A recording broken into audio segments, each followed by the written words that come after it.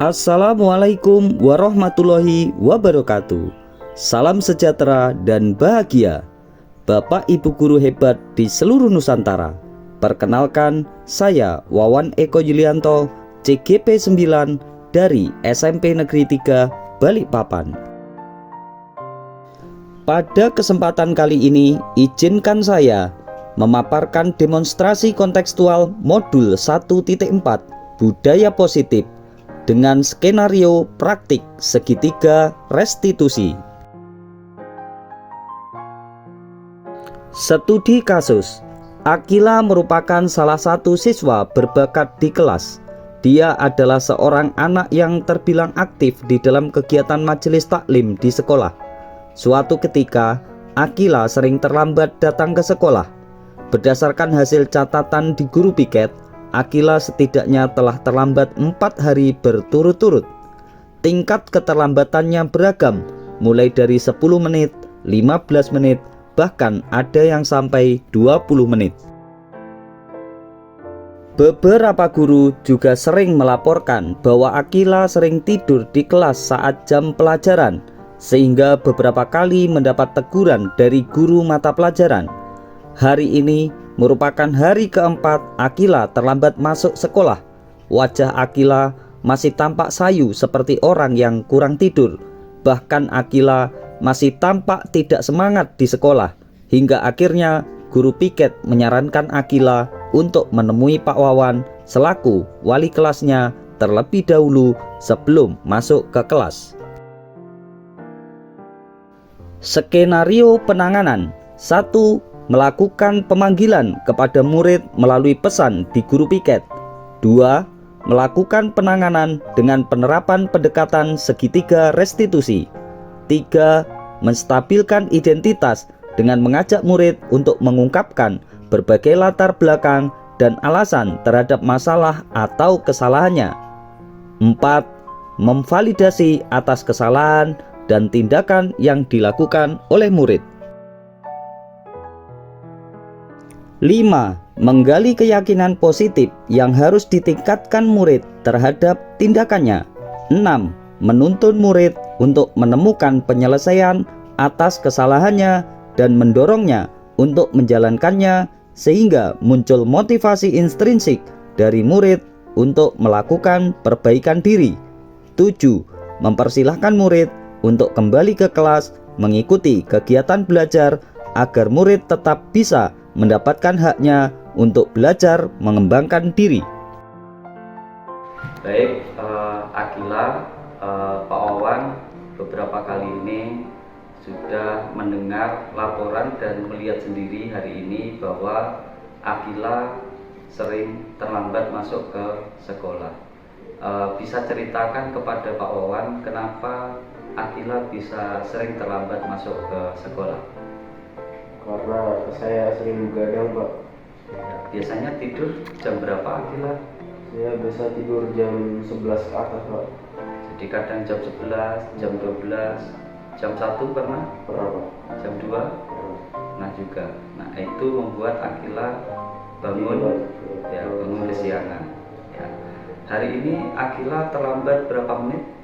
Saya terlambat 10 menit, Pak. 10 menit. Ya, dari beberapa kali pemantauan memang Akila sering terlambat. Ada yang 10 menit, 15 menit, bahkan beberapa waktu lalu ada yang 20 menit ya. Nah, Akila, Pak Wawan ingin bertanya lagi nih. Kira-kira apakah sering terlambat masuk sekolah itu sesuatu hal yang baik kira-kira? Tidak, Pak. Kenapa tidak baik, Akila? Karena saya melewatkan beberapa waktu pelajaran, Pak. Sehingga tertinggal ya, Iya. tertinggal jam pelajaran gitu ya.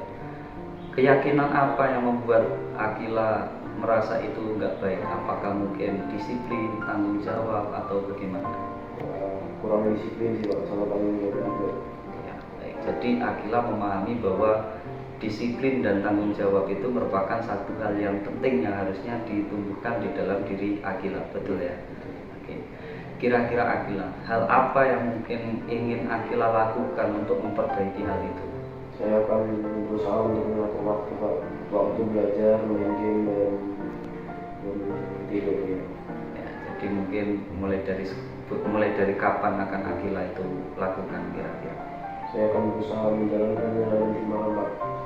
Jadi mulai dari sekarang Akila sudah mencoba untuk merancang hal itu ya. Jadi mungkin aktivitasnya mungkin aktivitas belajar mulai dari jam berapa sampai jam berapa, terus kemudian bermain gamenya jam berapa, dalam tempo durasi berapa. Akila akan mencoba untuk membuat manajemen itu begitu untuk mengatasi masalah tersebut mulai nanti malam. Baik, saya rasa Pak Wan akan mendukung apa yang akan dilakukan Akila untuk memperbaiki apa yang menjadi kesalahan Akila selama ini. Nah, harapan Pak Wan adalah ketika nanti itu sudah dilakukan, maka besok hingga seterusnya hal ini tidak terulang lagi. Pak Wan yakin Akila bisa melakukannya, sebagaimana juga Akila juga harus yakin bahwa itu bisa dilakukan Akila. Betul? Ya, betul. Terima kasih Akila. Pak Wan akan menunggu dan Pak Wan juga yakin bahwa apa yang nanti akan dilakukan Akila akan membuat Akila menjadi lebih baik lagi. Terima kasih Akila ya. Boleh kembali ke kelas Akila. Perasaan murid. Melalui proses restitusi ini, murid merasa lebih dihargai dalam menyampaikan alasannya dan latar belakang terhadap kesalahan dan tindakan yang dilakukan. Murid juga merasa ikut dilibatkan secara langsung untuk menentukan pilihan atas suatu penyelesaian terhadap permasalahannya. Perasaan murid ini tentunya akan mendorong motivasi intrinsik siswa dalam mengembangkan budaya positif di dalam dirinya. Perasaan guru. Guru menjadi merasa lebih tenang, terlibat membantu murid dalam menangani kesalahannya tanpa harus memberikan tekanan atau paksaan kepada murid yang dapat merusak atau mengganggu suasana mental, sosial, dan emosional murid. Guru juga merasa bangga bahwa murid dapat berhasil bekerja sama dengan baik dan berupaya mencapai tujuan bersama untuk menumbuhkan budaya positif. Demikian demonstrasi kontekstual modul 1.4 budaya positif yang telah saya paparkan.